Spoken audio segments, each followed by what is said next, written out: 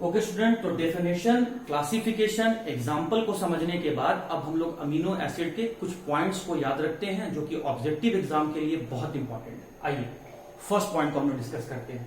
First point में क्या लिखा हुआ है कि glycine is the simplest amino acid while tryptophan is the most complex amino acid. अभी मैंने आपको बताया था कि अमीनो एसिड में ये कायरल कार्बन है जिसके 4 वैलेंसी में से किसी भी एक वैलेंसी में कार्बोक्सिल ग्रुप, दूसरे वैलेंसी में एमीन ग्रुप, तीसरे वैलेंसी में अल्काइल ग्रुप और चौथे वैलेंसी में आपका हाइड्रोजन एटम अटैच रहता है। अगर मैं बात करूं स्टूडेंट ग्लाइसिन का, तो ग्लाइसिन में इस अल्काइल ग्रुप के जगह पर हाइड्रोजन एटम अटैच रहता है, जिसकी वजह से अमीनो एसिड का साइज सबसे छोटा होता है। तो अल्काइल ग्रुप का साइज जितना छोटा होगा वो अमीनो एसिड उतना सिंपलेस्ट अमीनो एसिड होगा, और अल्काइल ग्रुप का साइज जितना बड़ा होगा वो अमीनो एसिड उतना ज्यादा कॉम्प्लेक्स होते चला जाएगा। तो ग्लाइसिन नाम का जो अमीनो एसिड है, जो कि एक नॉन इसेंशियल अमीनो एसिड है, जो कि एक न्यूट्रल अमीनो एसिड है, उसमें अल्काइल के जगह में हाइड्रोजन अटैच होता है, इसीलिए साइज के हिसाब से ये सबसे छोटा अमीनो एसिड है और इसीलिए ग्लाइसिन को कहा गया है सिंपलेस्ट अमीनो एसिड। लेकिन ट्रिप्टोफान नाम का जो अमीनो एसिड है वो उसमें अल्काइल ग्रुप का साइज सबसे बड़ा होता है और इसीलिए ट्रिप्टोफान को हम लोग कहते हैं most complex amino acid. Glycine में अल्काइल के जगह में हाइड्रोजन होता है और ट्रिप्टोफान में अल्काइल के जगह में अल्काइल का जो अल्काइल ग्रुप अटैच होता है उसका नाम होता है आपका इंडोल।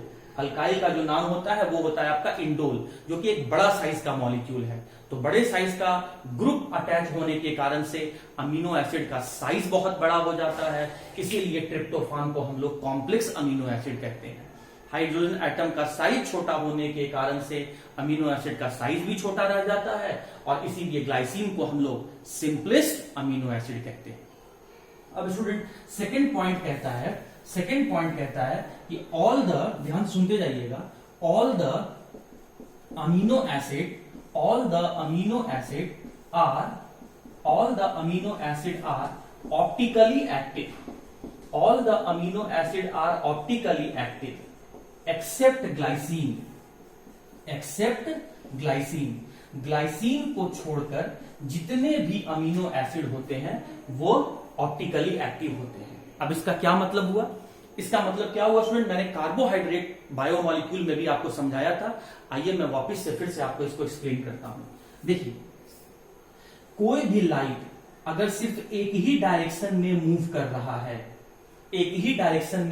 रहा है, तो ऐसे लाइट को हम लोग कहते हैं प्लेन पोलराइज लाइट। अब प्लेन पोलराइज लाइट का रोटेशन क्या हो सकता है? या तो वो क्लॉकवाइज में मूव करेगा या तो वो एंटी क्लॉकवाइज में मूव करेगा। इसको मैं 2 डिफरेंट टाइप में यहां डिवाइड करके आपको डायग्राम बना के दिखा रहा हूं कि जो प्लेन पोलराइज लाइट है या तो वो क्लॉकवाइज डायरेक्शन में मूव करेगा या फिर वो प्लेन पोलराइज लाइट जो है वो एंटी क्लॉकवाइज डायरेक्शन में मूव करेगा। अगर plane polarise light clockwise direction में मूव करता है तो उसको हम लोग डेक्स्ट्रो रोटेटरी कहते हैं, जिसका सिंबल हम लोग स्मॉल डी या फिर पॉजिटिव साइन से दिखाते हैं। और जो भी लाइट, जो प्लेन पोलराइज लाइट या जो भी सब्सटेंस प्लेन पोलराइज लाइट को एंटी क्लॉकवाइज में डायरेक्शन में मूव करवाता है, ऐसे सब्सटेंस को हम लोग लीवो रोटेटरी कहते हैं और इसको हम लोग स्मॉल एल सिंबल या फिर नेगेटिव साइन से दिखाते हैं। अब प्लेन पोलराइज लाइट क्लॉकवाइज में मूव करेगा कि एंटी क्लॉकवाइज में मूव करेगा, इसके लिए कंडीशन होता है प्रेजेंस ऑफ कायरल कार्बन।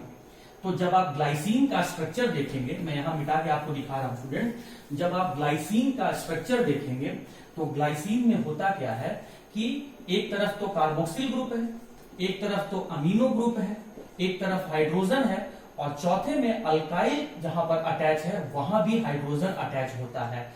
इस वजह से ग्लाइसिन नाम का जो अमीनो एसिड है वो कोई भी कायरल कार्बन कंटेन नहीं करता है, क्योंकि कायरल कार्बन होने के लिए इस कार्बन के, सेंट्रल कार्बन के चारों वैलेंसी में अलग अलग ग्रुप अटैच होना चाहिए। लेकिन ग्लाइसीन में अल्काइल के जगह में हाइड्रोजन अटैच हो जाने के कारण से ग्लाइसीन में कोई भी कार्बन कायरल कार्बन नहीं होता है, और कायरल कार्बन नहीं होने के कारण से ये ऑप्टिकली एक्टिव नहीं होता है। मतलब प्लेन पोलराइज लाइट को ना तो क्लॉकवाइज में मूव करवा पाता है, ना ही एंटी क्लॉकवाइज में मूव करवा पाता है।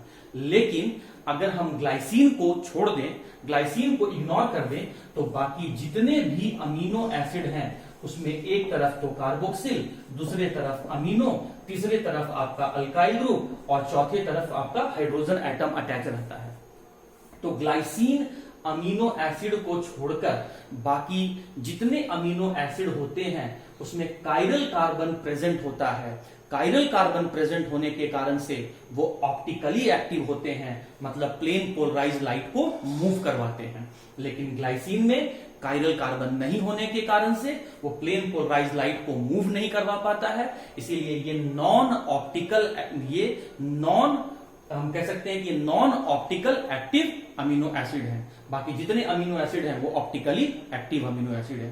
तो उम्मीद करता हूं कि अमीनो एसिड का ये 2 पॉइंट आपको समझ में आ गया होगा। अभी और भी पॉइंट्स हैं, उसको हम लोग डिस्कस करते हैं।